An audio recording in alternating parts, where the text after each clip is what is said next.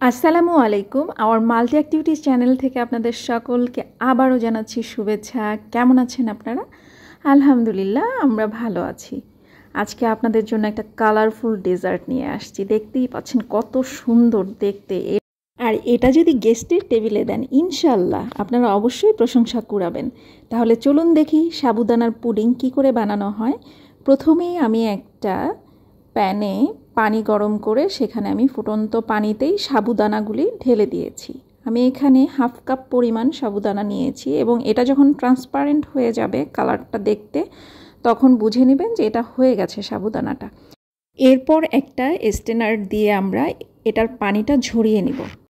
এর মাঝেই আমি দুধটাকে জাল দিয়ে ঘন করে নিয়েছি। এখন এর মাঝে আমি সাবুদানাগুলি দিয়ে অনবরত নাড়তে থাকবো, নয়তো নিচে লেগে যাবে।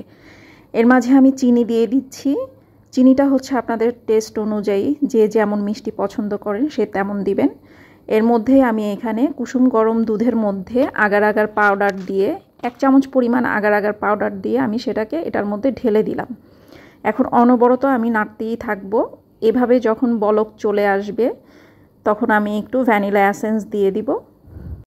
ভ্যানিলা এসেন্সটা আপনি ঘরে থাকলে দিবেন, নয়তো এটা না দিলেও হয় ফ্লেভারের জন্য। এটা যখন এইরকম ঘনত্ব আসবে তখন আমরা একটা ছড়ানো বাটিতে এটাকে ঢেলে দিব এবং এটাকে ফ্রিজে রেখে ঠান্ডা করে নিব 1 ঘন্টা।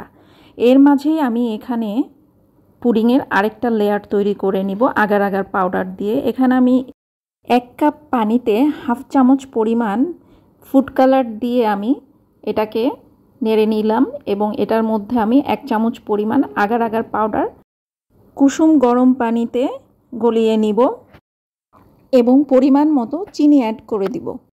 তারপরে আমরা এটাকে আবার নেড়ে নিব এবং এটা যখন একটু ঘন হয়ে আসবে তখন আমরা এটাকে নামিয়ে নিব।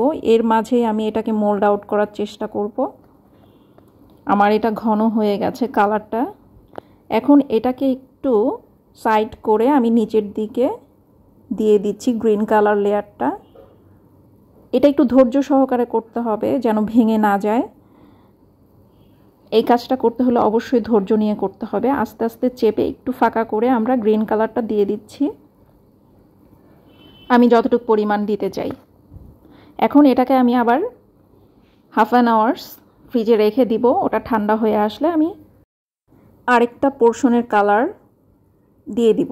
তো আমি সেই কালারটাও একইভাবে তৈরি করে নিলাম এবং আমি চেপে চেপে ওটাকে একটু ফাঁকা করে রেড কালারটা দিয়ে দিচ্ছি। আমি নিচে কিছু একটা দিয়ে একটু ঢালু করে নিচ্ছি যেন রেড কালারটা গ্রিন কালারের ওপর না আসে। মাশাআল্লাহ, কালারটা অনেক সুন্দর এসেছে। আপনাদের কেমন লাগছে আমি জানি না।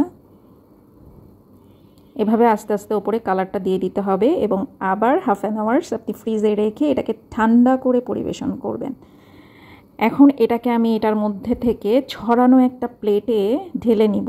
এটাও খুব আলতো হাতে আপনাকে চেপে চেপে নিচ থেকে তুলে নিতে হবে এবং পরে একটা প্লেট ওপরে দিয়ে উল্টো করে আপনাকে এটাকে মোল্ড আউট করতে হবে। তো এটা একটু ধৈর্য নিয়ে করবেন, কেউ তাড়াহুড়ো করবেন না। তাড়াহুড়ো করলে এটা ভেঙে যাবে, তখন কষ্টটাই বৃথা হয়ে যাবে। তো কেমন হলো আমার এই কালারফুল ডেজার্টটা বলেন তো? এটা গেস্টের টেবিলে দিলে এটা দেখলেই আগে খেতে চাইবে। কেমন হয়েছে সেটা পরের ব্যাপার, আগে খেতে চাইবে, দেখেই খেতে চাইবে। এটা দেখতেও যেমন অনেক সুন্দর, এটা খেতেও খুবই টেস্টি। আপনারা একবার হলেও বাসায় ট্রাই করবেন। তো মাশাআল্লাহ, আমার কাছে অনেক ভালো লাগছে। আপনাদের কাছে কেমন লেগেছে অবশ্যই আমাকে জানাবেন।